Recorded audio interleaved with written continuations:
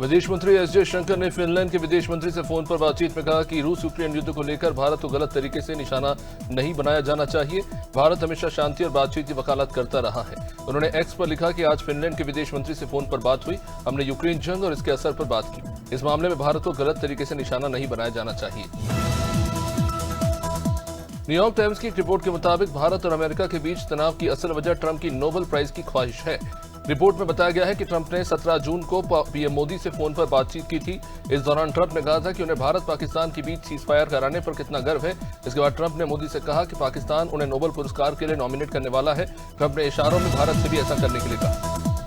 प्रधानमंत्री मोदी 2 दिन की जापान यात्रा के बाद शनिवार को एससीओ समिट में शामिल होने के लिए चीन पहुंच गए हैं। वे 7 साल बाद चीन पहुंचे हैं। एससीओ समिट से तर पीएम मोदी चीनी राष्ट्रपति शी जिनपिंग और रूसी राष्ट्रपति पुतिन के साथ द्विपक्षीय वार्ता भी करेंगे। इस दौरान राष्ट्रपति पुतिन के दिसंबर में भारत दौरे के प्रोग्राम पर भी चर्चा होगी। सोशल मीडिया प्लेटफॉर्म एक्स पर अमेरिकी राष्ट्रपति डोनाल्ड ट्रंप की सेहत से जुड़े पोस्ट ट्रेंड कर रहे हैं। इन पोस्ट में ट्रंप इज डेड, ट्रंप की मौत हो गई लिखा हुआ है। शनिवार को ट्रंप की मौत से जुड़े 60,000 से ज्यादा पोस्ट शेयर किए गए। जुलाई में 79 साल के ट्रंप के हाथ पर चोट के निशान और पैरों में सूजन की तस्वीरें सामने आने के बाद से ही उनकी सेहत चर्चा में है। अमेरिका की एक अपील कोर्ट ने ट्रंप के ज्यादातर टैरिफ को गैर कानूनी बताया। कोर्ट ने कहा कि ट्रंप ने टैरिफ लगाने के लिए इमरजेंसी पावर्स का इस्तेमाल किया। इसका उन्हें कानूनी अधिकार नहीं था। कोर्ट ने कहा कि ट्रंप के पास हर आयात पर टैरिफ लगाने की असीमित शक्ति नहीं है। हालांकि कोर्ट ने इस फैसले को अक्टूबर तक लागू करने से रोक दिया है ताकि ट्रंप सुप्रीम कोर्ट में अपील कर सके। रक्षा सचिव आरके सिंह ने शनिवार को कहा कि हिंदुस्तान एरोनॉटिक्स लिमिटेड HAL सितंबर में भारतीय वायुसेना को 2 तेजस मार्क 1A लड़ाकू विमान सौंप सकता है। इन विमानों में वेपन्स इंटीग्रेशन यानी हथियारों को जोड़ा भी गया है। इसके अलावा सिंह ने बताया कि सरकार HAL के साथ 97 और तेजस खरीदने का नया करार करने जा रही है। केरल में अगले साल विधानसभा चुनाव होने हैं। समय कम है, इसलिए राजनीतिक दलों ने अपने सियासी मैदान और चुनावी हथियार तैयार करने शुरू कर दिए हैं। बड़ी बात यह है कि इन मैदानों के केंद्र में पहली बार हिंदू ज्यादा नजर आ रहे हैं। केरल में वाम दल CPIM की सरकार है, जिसे नास्तिक भी माना जाता है, लेकिन यही दल इस बार भगवान अयप्पा का आह्वान करने जा रही है। ऑपरेशन सिंदूर के 3 महीने बाद वायुसेना उप प्रमुख ने नया खुलासा किया है। एयर मार्शल नर्मदेश्वर तिवारी ने कहा कि पाकिस्तान को युद्ध विराम की मेज पर लाने के लिए भारतीय वायुसेना ने 50 से भी कम हथियार दागे। डिफेंस समिट में बोलते हुए एयर मार्शल ने कहा कि मौजूदा ऑप्शन की लिस्ट में हमारे पास बड़ी संख्या में टारगेट थे। आखिरकार हम 9 तक पहुंचे हैं। हमारे लिए मुख्य बात यह थी कि 50 से भी कम हथियारों के साथ हम सीजफायर हासिल करने में सफल हुए। वहीं पूर्व उपराष्ट्रपति जगदीप धनखड़ ने अब पूर्व विधायक के नाते मिलने वाली पेंशन के लिए राजस्थान विधानसभा सचिवालय में फिर से आवेदन किया है। धनखड़ 1993 से 98 तक किशनगढ़ सीट से कांग्रेस के विधायक रहे। पूर्व विधायक के तौर पर उन्हें जुलाई 2019 तक पेंशन मिल रही थी। जुलाई 2019 में पश्चिम बंगाल के राज्यपाल बनने के बाद पेंशन बंद हो गई थी। अब उपराष्ट्रपति पद से हटने के बाद उन्होंने पूर्व विधायक के नाते फिर से आवेदन किया है। संसद परिसर में पूरी रथ यात्रा के 3 पहिए लगाए जाएंगे। श्री जगन्नाथ मंदिर प्रशासन ने शनिवार को इस बात की पुष्टि की। मंदिर समिति ने बताया कि लोकसभा स्पीकर ओम बिरला हाल ही में पूरी दौरे पर गए थे। मंदिर समिति की तरफ से उनको ये प्रस्ताव दिया गया है, जिसमें उन्होंने स्वीकार कर लिया है। ये तीनों पहिए भगवान जगन्नाथ, देवी सुभद्रा और बलभद्र के रथों से निकाले जाएंगे।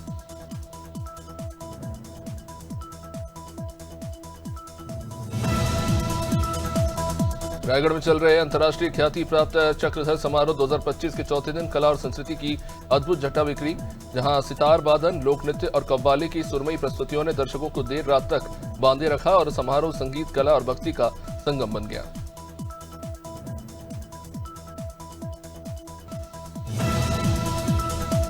सिद्धार्थनगर में PWD विभाग के भ्रष्टाचार आए दिन सुर्खियों में रहते हैं। ताजा मामला इटवा तहसील क्षेत्र का है। बता दें कि इटवा तहसील क्षेत्र के दोफेड़िया के ककरही, तुरकोलिया, रंबापुर बेरबा संपर्क मार्ग और रंबापुर बेरबा संपर्क मार्ग की 2 सड़कों को लेकर बड़ा घोटाला सामने आया है। यहाँ कागजों पर ये सड़कें पूरी तरह बन चुकी है। इसके लिए पहली किस्त में 7,49,000 और दूसरी किस्त में 26 लाख लिए गए। अनूपपुर के बिजोरी नगर पालिका क्षेत्र में नवनिर्मित ओवरब्रिज सवालों के घेरे में है। दरअसल वार्ड क्रमांक 7 के पास बने इस ब्रिज पर हाई मास्ट लाइट, रेडियम और सेफ्टी मिरर जैसी मूलभूत सुविधाएं न होने से हादसों की आशंका लगातार बनी हुई है। अंधे मोड़, अंधेरे और आवारा पशुओं का जमावड़ा इस ब्रिज को खतरे का गढ़ बना रहा है। अधिकारियों की चुप्पी और ठेकेदार की लापरवाही लोगों की जान पर भारी पड़ रही है। पणजी में गणेश उत्सव श्रद्धा और उत्साह के साथ मनाया जा रहा है। Surya Kiran co-op housing society में जितेंद्र प्रसाद के परिवार द्वारा आयोजित इस उत्सव में आज विशेष महाआरती का आयोजन हुआ। इसमें बड़ी संख्या में भक्त शामिल हुए।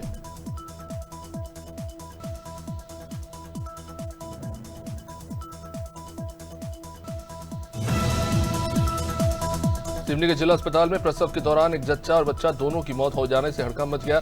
बताया जा रहा है कि मोर डोंगरी गांव निवासी महिला सुषमा पाल को देर रात प्रसव के लिए भर्ती कराया गया। डिलीवरी के पहले सब ठीक था, लेकिन अचानक परिवार वालों को जच्चा बच्चा की मौत की सूचना दी गई। इस घटना के बाद परिवार वालों ने डॉक्टरों और स्टाफ पर गंभीर लापरवाही के आरोप लगाए। दिल्ली के रोहिणी सेक्टर नंबर 17 में दिल दहला देने वाला डबल मर्डर का मामला सामने आया है, जहां दामाद ने अपनी पत्नी और सास की चाकू से हत्या कर दी। बताया जा रहा है कि आरोपी दिन में पत्नी से मिलने ससुराल आया था, लेकिन किसी बात पर झगड़ा होने पर उसने आपा खो दिया और वारदात को अंजाम दिया। इस घटना के बाद आरोपी अपनी 2 बेटियों को लेकर फरार हो गया।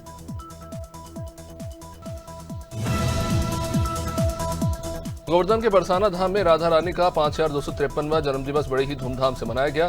इस मौके पर लाखों श्रद्धालु राधा रानी को बधाई देने पहुंचे। प्रशासन ने मुख्य मार्गों, चौराहों और तिराहों को दुल्हन की तरह सजाया। सुबह 4 बजे से ही मंदिर में घंटों और घड़ियालों की गूंज शुरू हो गई। श्रद्धालुओं ने आतिशबाजी कर जन्मोत्सव को उल्लास के साथ मनाया। काशीपुर का केवीआर हॉस्पिटल एक बार फिर विवादों में है।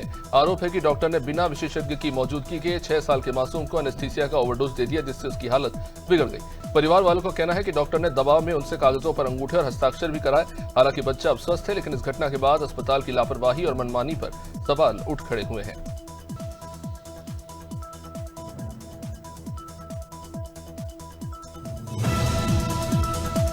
मथुरा के बरसाना और राधा रानी के गांव रावल में राधा अष्टमी का पर्व बड़े ही धूमधाम से और श्रद्धा के साथ मनाया गया। दूर दराज से आए लाखों श्रद्धालु राधा रानी के जन्मोत्सव के साक्षी बने। पूरा बरसाना रोशनी और सजावट से जगमगाता दिखा। वहीं शासन प्रशासन ने सुरक्षा के कड़े इंतजाम किए ताकि श्रद्धालुओं को सुगम दर्शन हो सके।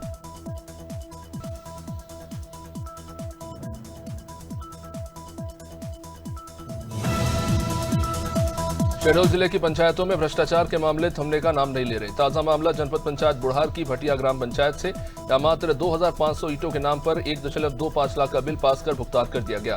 बिल में दर्शाया गया कि चेतन प्रसाद कुशवाहा के नाम से 5 रुपए प्रति ईंट की दर से ईंटें खरीदी गई।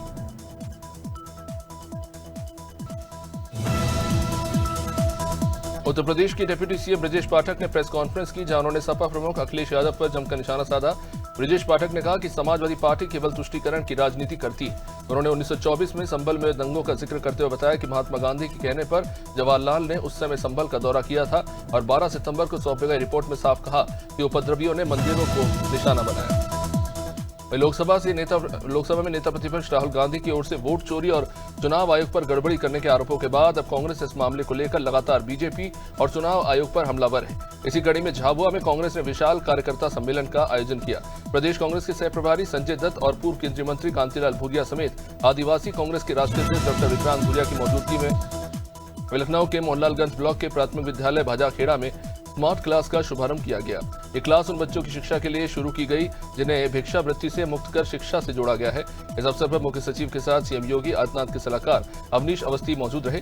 डीएम वैशाख जी ने कहा कि भिक्षावृत्ति को समाप्त करने को लेकर अभियान चल रहा है। मानसून की सुस्त शुरुआत के बाद अगस्त के आखिरी में झमाझम बारिश ने जोर पकड़ लिया। इंदौर में मूसलाधार बारिश के चलते शहर की सड़कों पर पानी भर गया और कई इलाके जलमग्न हो गए। गरज चमक के साथ तेज बरसात में जहां गर्मी और उमस से थोड़ी राहत तो मिली, हालांकि AB road, BRTS ring road और निचली बस्तियों में जलभराव से लोगों को मुश्किलें सहनी पड़ी। भदोही में कृषि गोष्ठी का आयोजन किया गया, जिसमें राज्य मंत्री दिनेश प्रताप सिंह पहुंचे। इस मौके पर उन्होंने औद्यानिक फसलों को बढ़ावा देने की बात कही और किसानों को सरकार की योजनाओं से अवगत कराया। इस कार्यक्रम में विदेशों में सब्जियां निर्यात करने वाले स्थानीय कृषक शाश्वत पांडे को सम्मानित भी किया गया।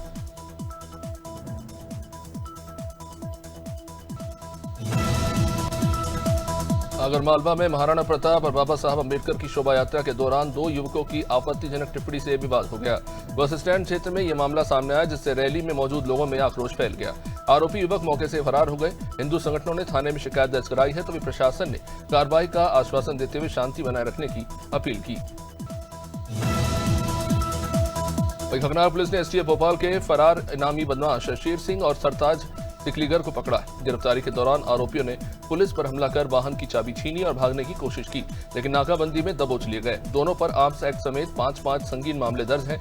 हमले में थाना प्रभारी और जवान घायल हुए। पुलिस ने आरोपियों के साथियों की तलाश शुरू कर दी।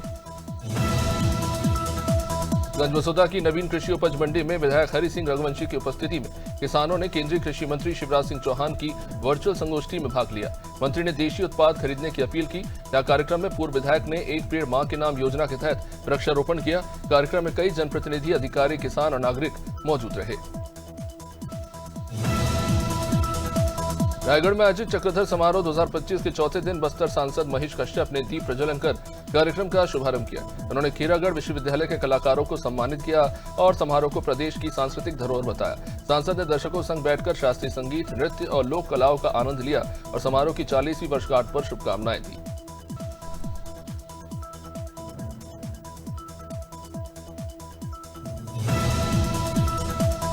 बिहार में पीएम मोदी की दिवंगत मां पर कथित टिप्पणी के विरोध में सूरत में भाजपा कार्यकर्ताओं ने कांग्रेस कार्यालय के बाहर प्रदर्शन किया और राहुल गांधी का पुतला फूंक दिया और कार्यालय में तोड़फोड़ की।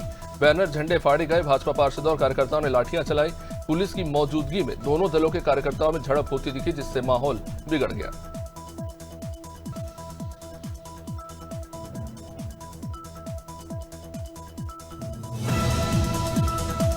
अब एथर के इलेक्ट्रिक स्कूटर खराब सड़क या गड्ढा आने से पहले राइडर को अलर्ट करेंगे। साथ ही किसी भी चीज से टकराने से पहले भी अलर्ट मिलेगा। इसके अलावा अब इलेक्ट्रिक स्कूटर को बोलकर इंस्ट्रक्शन भी दे सकेंगे। एथर एनर्जी ने 30 अगस्त बेंगलुरु में एथर कम्युनिटी के 2025 इवेंट में अपने ऑपरेटिंग सिस्टम का एथर स्टेक 7.0 वर्जन पेश किया। इसमें पॉटहोल अलर्ट, क्रैश अलर्ट और कई तरह की अन्य चीजें। यूनियन मिनिस्टर पीयूष गोयल ने दावा किया कि अमेरिकी टैरिफ के बावजूद भारत का इस साल पिछले साल से ज्यादा एक्सपोर्ट होगा। दिल्ली में एक इवेंट में पीयूष गोयल ने यह बात कही। पीयूष गोयल ने कहा कि हमें अपना एक्सपोर्ट बास्केट और बड़ा करना होगा ताकि किसी एक देश के एक तरफा फैसले का असर न पड़े। उन्होंने उम्मीद है कि जीएसटी रिफॉर्म से घरेलू डिमांड को भी बूस्ट मिलेगा। मार्केट वैल्यूएशन के लिहाज से देश की 10 सबसे बड़ी कंपनियों में से 8 की वैल्यू इस हफ्ते के कारोबार में 2.25 लाख करोड़ रुपए कम हो गई। इसमें सबसे ज्यादा गिरावट रिलायंस इंडस्ट्रीज में 70,707 करोड़ की रही। अब कंपनी का मार्केट कैप 18.36 लाख करोड़ रुपए पर आ गया है। रिलायंस के अलावा एचडीएफसी बैंक की वैल्यू 47,483 करोड़, आईसीआईसीआई 27,135 और एयरटेल 24,947। भारतीय रुपया पहली बार 88 रुपए प्रति डॉलर के ऑल टाइम लो पर जा पहुंचा है। एक्सपर्ट ने कहा कि भारत पर अमेरिका के टैरिफ की वजह से रुपए में गिरावट देखने को मिल रही है। कारोबार के दौरान रुपए में अमेरिकी डॉलर के मुकाबले करीब 64 पैसे की गिरावट देखने को मिली और ये 88.29 रुपए प्रति डॉलर के अब तक के सबसे निचले स्तर पर पहुंच गया है। रिजर्व बैंक यानी आरबीआई के पूर्व गवर्नर उर्जित पटेल को इंटरनेशनल मॉनेटरी फंड आईएमएफ में एग्जीक्यूटिव डायरेक्टर नियुक्त किया गया है। पटेल अगले 3 साल तक इस पद पर रहेंगे। उर्जित पटेल 2016 में आरबीआई के 24वें गवर्नर बने थे। उन्होंने रघुराम राजन की जगह ली थी, लेकिन 2018 में निजी कारणों से उन्होंने इस्तीफा दे दिया था। पटेल को भारत की नई इन्फ्लेशन टारगेटिंग फ्रेमवर्क को बनाने वाला माना जाता है। बांग्लादेश ने नीदरलैंड को पहली टी20 में 8 विकेट से हरा दिया। सिलहट में शनिवार को बांग्लादेश ने बॉलिंग चुनी। नीदरलैंड ने 8 विकेट के नुकसान पर 136 रन बनाए। बांग्लादेश ने 13.3 ओवर में महज 2 ही विकेट खोकर टारगेट हासिल कर लिया। बांग्लादेश के लिए तेज गेंदबाज तस्कीन अहमद ने 28 रन देकर 4 विकेट झटके, तो वही कप्तान लिटन दास ने 29 गेंद पर 54 रन बनाए। दिल्ली प्रीमियर लीग डीपीएल में शुक्रवार को नीतीश राणा और दिग्वेश राठी के बीच में झगड़ा हो गया। दोनों को इसके लिए जुर्माना भी लगाना पड़ा है। राठी को मैच का 80% और नीतीश पर 50% फाइन लगा। लीग का एलिमिनेटर मैच साउथ दिल्ली और वेस्ट दिल्ली के बीच खेला जा रहा था। नीतीश के शतक के बदौलत वेस्ट दिल्ली ने मैच अपने नाम किया। भारत की टॉप बैडमिंटन जोड़ी सित्विक साईराज और रेंकिर रेड्डी और चिराग शेट्टी को बीडब्ल्यूएफ वर्ल्ड चैंपियनशिप में मेंस डबल्स के सेमीफाइनल में हार का सामना करना पड़ा। चीन के चेन बो यांग और ली यू यी के खिलाफ 1 घंटे 7 मिनट तक चले कड़े मुकाबले में भारतीय जोड़ी 19-21, 21-18, 12-21 से हार गई और ब्रॉन्ज मेडल के साथ संतोष करना पड़ा।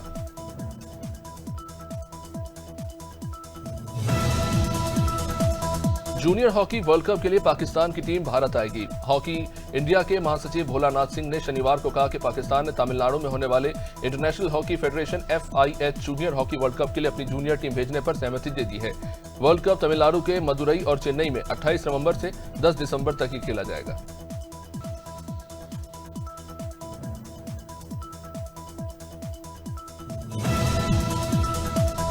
क्रिकेट एशिया कप 2025 के मैचों के शुरू होने का टाइम टेबल दिया गया है। भारतीय समयानुसार इस सीजन के मुकाबलों की शुरुआत अब शाम 7:30 बजे की जगह रात 8 बजे से होगी। ये फैसला यूएई में काफी गर्म कंडीशन को देखते हुए लिया गया है। एशिया कप की शुरुआत 9 सितंबर से यूएई में होगी। इस टूर्नामेंट का फाइनल मुकाबला 28 सितंबर को खेला जाएगा। लखनऊ में हरियाणवी एक्ट्रेस की कमर छूने के मामले में भोजपुरी एक्टर पवन सिंह ने माफी मांगी है। उन्होंने अपने इंस्टाग्राम के स्टेटस पर लिखा कि अंजलि जी, व्यस्त शेड्यूल की वजह से मैं आपका लाइव नहीं देख पाया। उन्होंने कहा कि मुझे जब इस बात की जानकारी हुई तो बुरा लगा। उन्होंने कहा कि मेरा आपके प्रति कोई गलत इंटेंशन नहीं था, क्योंकि हम लोग कलाकार हैं। उसके बावजूद मेरे व्यवहार से आपको तकलीफ हुई तो वे माफी मांगते हैं।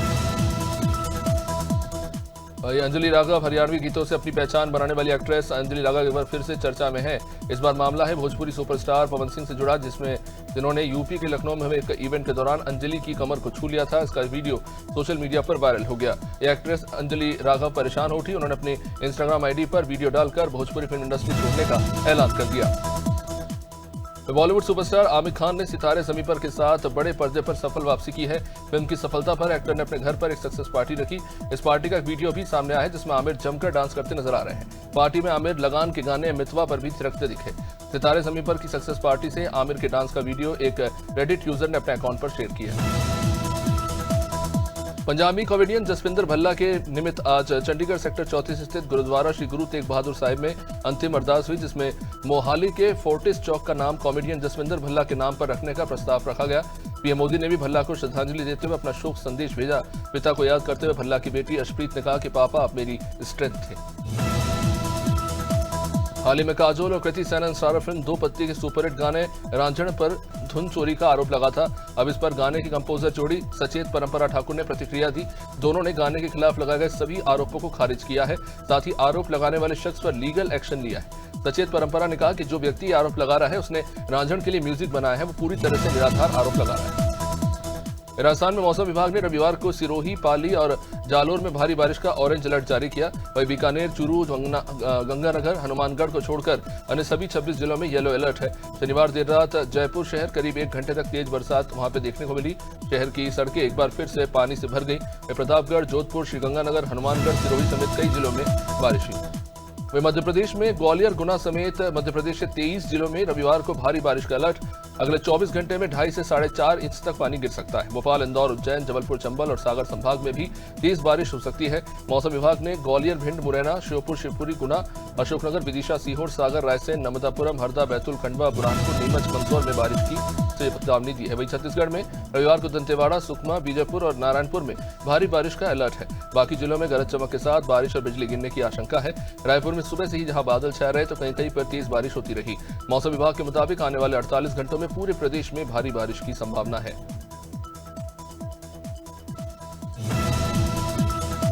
यूपी में लगातार बारिश से 18 जिलों में बाढ़ जैसे हालात बन गए हैं। अब तक 774 मकान बारिश में ढह चुके हैं। 26 जिलों में बारिश का अलर्ट है। शनिवार को 24 घंटे में प्रदेश के 5 मिलीमीटर बारिश हुई है। ये औसत अनुमान 4.8 मिलीमीटर से 4% ज्यादा है। इस सीजन में प्रदेश में 575 मिलीमीटर बारिश हो चुकी है, जो अनुमानन 588.1 मिलीमीटर से 2% कम है।